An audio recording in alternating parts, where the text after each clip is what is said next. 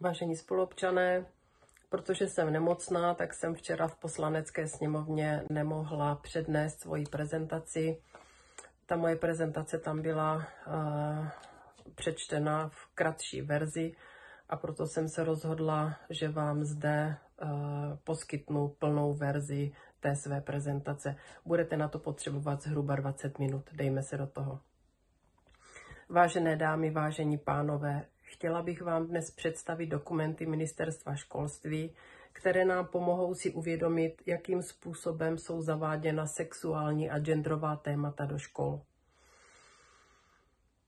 Za prvé zde máme klíčové dokumenty. Uvedu je pro takový přehled. Strategickým dokumentem Ministerstva školství je Strategie 2030+, plný název Strategie vzdělávací politiky České republiky do roku 2030+. Pak je prováděcí dokument, dlouhodobý záměr, plným názvem Dlouhodobý záměr vzdělávání a rozvoje vzdělávací soustavy České republiky nyní pro roky 2023 až 2027.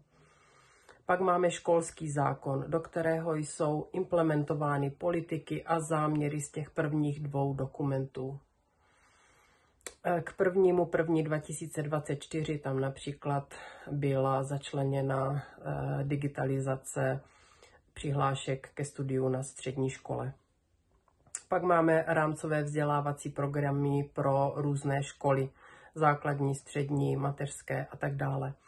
Všechny tyto dokumenty jsou v kompetenci Ministerstva školství. Jediný dokument, který je zatím v kompetenci škol, jsou tzv. Školní vzdělávací programy. Ale v rámci centralizace moci Ministerstvo školství nabízí školám tzv. Modelové školní vzdělávací programy. A jakmile je školy přijmou, je docela možné, že už je pak budou muset mít povinně. Takže velice varuji před tím, aby školy tyto modelové školní vzdělávací programy přijímaly. Pojďme se podívat na první dokument Ministerstva školství, který jsem našla a který se snaží prosadit sexuální výchovu do škol. Je už z roku 2010. A nazývá se Doporučení Ministerstva školství k realizaci sexuální výchovy v základních školách. Pod rouškou starosti o zdraví dětí a prevence sexuálního zneužívání je zde snaha zavést sexuální výchovu do základních škol a toto doporučení slouží jako podpůrný materiál zejména pro učitele sexuální výchovy. V tomto dokumentu bylo v plánu začlenit tuto sexuální výchovu do předmětů Člověk a jeho svět na 1. stupni základní školy a Člověk a zdraví na 2. stupni základní školy.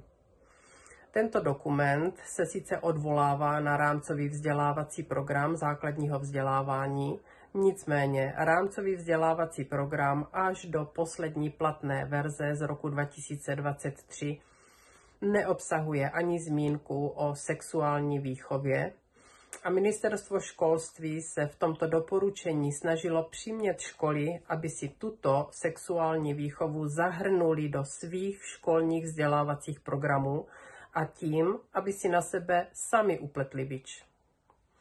Nyní si určitě říkáte, když dokument vyšel v roce 2010, proč se na základních školách začalo později, až v letošním roce začali prosakovat do občanské výchovy, do dějepisu.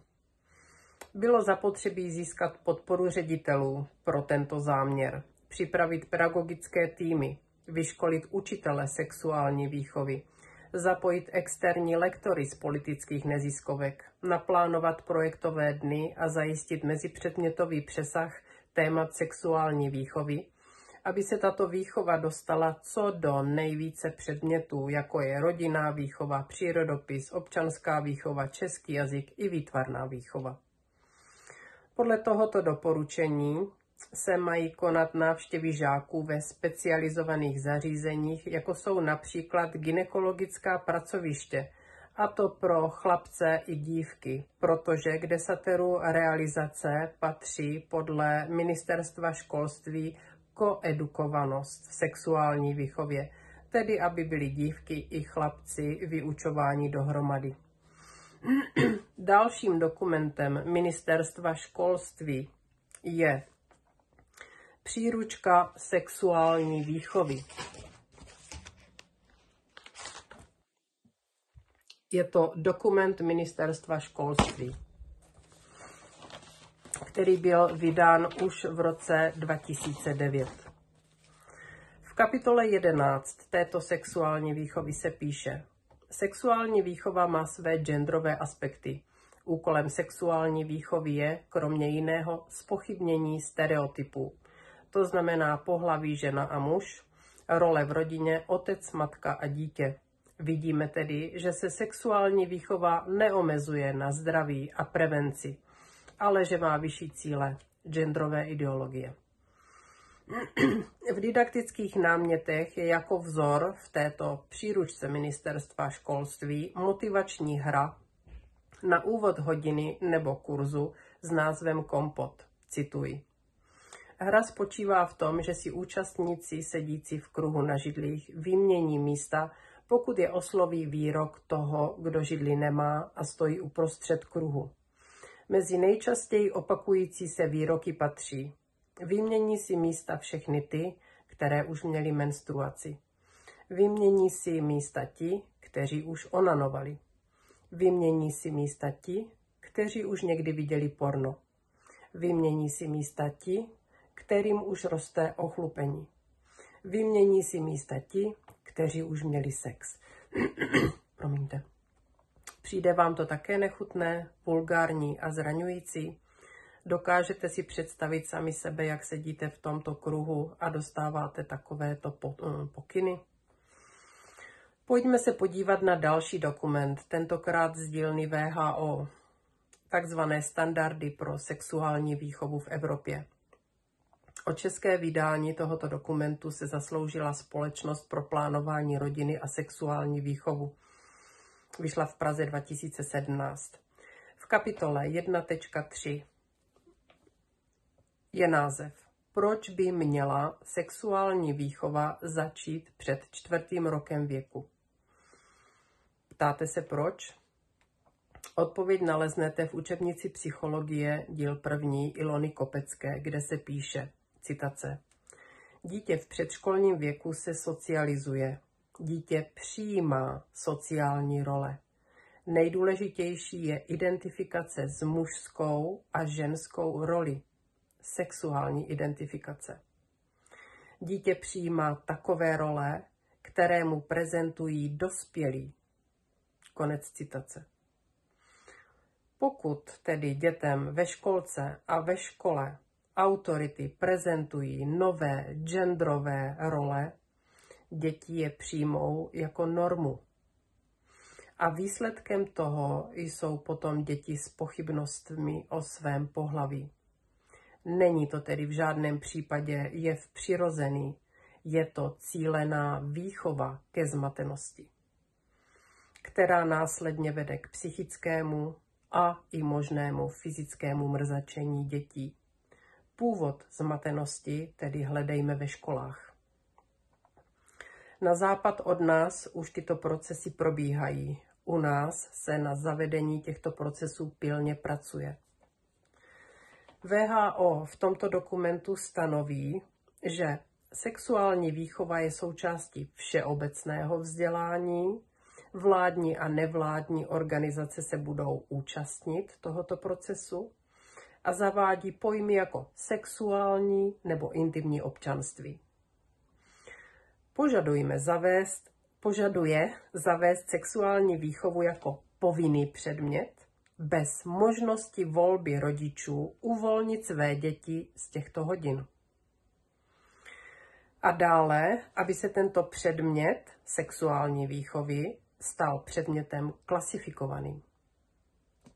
WHO se přitom odvolává na Úmluvu o právech dítěte z roku 1989, článku 13, kdy dítě má právo na informace, a dále na článek 19, povinnosti státu poskytnout dětem takovou míru vzdělání, která je bude mimo jiné chránit před sexuálním zneužíváním. Zároveň je v tomto dokumentu uvedeno jako vzor Švédsko, první země, která zavedla sexuální výchovu jako povinný předmět ve všech školách. Ovšem my nevidíme, že by to dětem ve Švédsku nějak pomohlo jako prevence před sexuálním zneužíváním. Poslední vyjádření, které zmíním z těchto standardů, zní: sexuální výchova je založena na respektování genderových odlišností, aby zabezpečila, že potřeby a zájmy různých genderů budou náležitě uspokojeny. Toto vyjádření odhaluje naprosto zřetelně, že zde nejde o zdraví dětí, ale o ideologii. Různé gendery jsou zde využity a zneužity jako nástroj k výuce sexuálních zvrhlostí. A tato výchova povede k výchově lidí bez morálky, závislých na uspokojování svých pudů. Připomněla bych v této souvislosti knihu Aldose Huxleyho Konec civilizace. Zde autor popisuje lidstvo bez rodin, se sexuální nevázaností a drogami, ovládané státním našeptáváním neboli propagandou. Taková masa je snem každé totalitní nadvlády. Chápeme tedy, proč je tato sexuální tématika zaváděna do škol. Nyní se podívejme, jakou zkušenost mají lidé v zahraničí. Zde už školy udělali zkušenost, že samostatný předmět sexuální výchovy je dobře viditelný a rodiče by se proti němu mohli bouřit.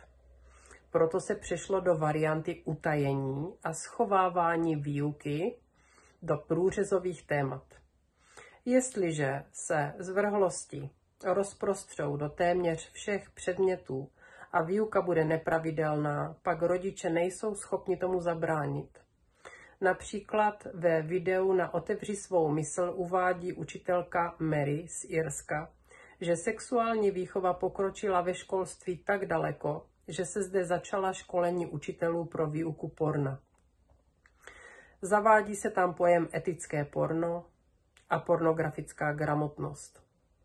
Učitelé by měli poznatky ze školení zrcadlit ve školách, žáci by si měli vybudovat vztah k pornu a učitelé by se tak mohli stát loutkami pornografického průmyslu. Na ministerstvu školství se chystá změna rámcového vzdělávacího programu pro základní vzdělávání. Do 31.5.2024 probíhala veřejná konzultace, nikdo však neví přesnou podobu tohoto rámcového vzdělávacího programu. Ministerstvo s tím dělá velké tajnosti. Tento nový rámcový vzdělávací program měl být uveřejněn už v září, ale stále není znám. Jakési mlhavé obrysy jsou na webové stránky Národního pedagogického institutu. Osobně se domnívám, že ministerstvo školství půjde cestou zkušeností ze zahraničí a bude sexuální výchovu ukrývat v průřezových tématech. Ta jsou dostatečně gumově formulovaná, aby se tam dalo ukryt všechno. Materiály v podobě různých učebnic pro sexuální výchovu se sexuálními a genderovými tématy, videa, obrázky, texty, toho je na internetu mraky. Podívejte se. Zarážející také je, jak snadno se děti mohou k pornu proklikat na internetu. Když se chcete zaregistrovat, abyste napsali komentář na YouTube, musíte napsat o sobě všechny údaje a potvrdit je přes uvedený svůj mail. Přitom k pornu stačí dětem 5 kliknutí. Vrátím se nyní k dlouhodobému záměru, k tomu dokumentu, který jsem zmiňovala na začátku. Mám pro vás jednu dobrou a jednu špatnou zprávu. Ta dobrá zpráva. Protože tento dokument, dlouhodobý záměr, byl podle ministerstva školství široce diskutován s odbornou a širokou veřejností, načež byl schválen vládou. Je to takzvaná společenská smlouva mezi veřejností a ministerstvem školství, respektive vládou. V tomto dokumentu není ani zmínka o zavedení sexuální výchovy, sexuálních témat, genderu, pornu a podobně do škol. Vyžadujme dodržování této společenské smlouvy a v kontaktu s řediteli a učiteli škol se na tuto společenskou smlouvu odvolávejme. Ta špatná zpráva je, že to vyžadování dodržení společenské smlouvy mezi námi a ministerstvem školství je na nás. Na osobní angažovanosti rodičů. Nepomůže nám žádný politik, nepomůže nám žádný aktivista. Musí si to rodiče vybojovat za své děti na své škole sami. Rodiče se ovšem mohou ve svých školách spojit a sami si řídit, co ve škole chtějí či nechtějí. Nástroje k tomu existují. Jedním z nástrojů je školská rada. Školská rada je dána ve školském zákoně paragraf 167, cituji. Školská rada je orgán školy umožňující zákonným zástupcům nezletilých žáků podílet se na správě školy. A také třetinu školské rady volí zákonní zástupci nezletilých žáků. Je to sice jenom třetina, ale za těmito zástupci nezletilých žáků stojí všichni rodiče celé školy. Takže to není slabá síla. Další je spolek rodičů, něco jako dříve SRPŠ, spolek rodičů a přátel školy. Spolky pomáhají školám zejména materiálně. Spolek má třídního důvěrníka v každé třídě, vybírají se příspěvky na každého žáka. Jestliže spolek pomáhá škole materiálně, škola by měla recipročně vycházet spolku rodičů vstříc v jeho požadavcích. Na středních školách ještě lze zmínit školní žákovský parlament se 2 zastupiteli z každé třídy, který umožňuje žákům komunikovat s vedením školy, podávat návrhy i připomínky, řešit problémy a nabízí spoluúčast žáků na provozu a činnosti školy. Vidíte, že nástroje jsou. Ovšem je zde ještě další hrozba, a to je Istanbulská úmluva. Ratifikace této úmluvy by dala ministerstvu školství zbraň k zavedení sexuální výchovy do všech typů škol i mimoškolních zařízení. Proto Istanbulská úmluva nesmí být ratifikována. A další hrozbou je umělá inteligence. Výuka pomocí umělé inteligence je dalším nebezpečím. V tomto případě už nemají kontrolu nad učivem nejen rodiče, ale ani ředitelé a učitelé. Kontrolu mají ti, kteří výukové programy do škol distribuují. Na závěr bych řekla, že porodnost nám v posledních letech prudce klesla. V minulém roce zemřelo o 13 000 lidí víc, než se narodilo. Takže vymíráme. A pokud dovolíme, aby naše děti a vnoučata politické neziskovky ruku v ruce s naším ministerstvem školství ničili a tím ničili i budoucnost našeho národa, tak nemáme šanci do budoucna. A proto bojujme za naše děti, bojujme za naše pravnoučata a vnoučata. Děkuji vám za pozornost a nashledanou.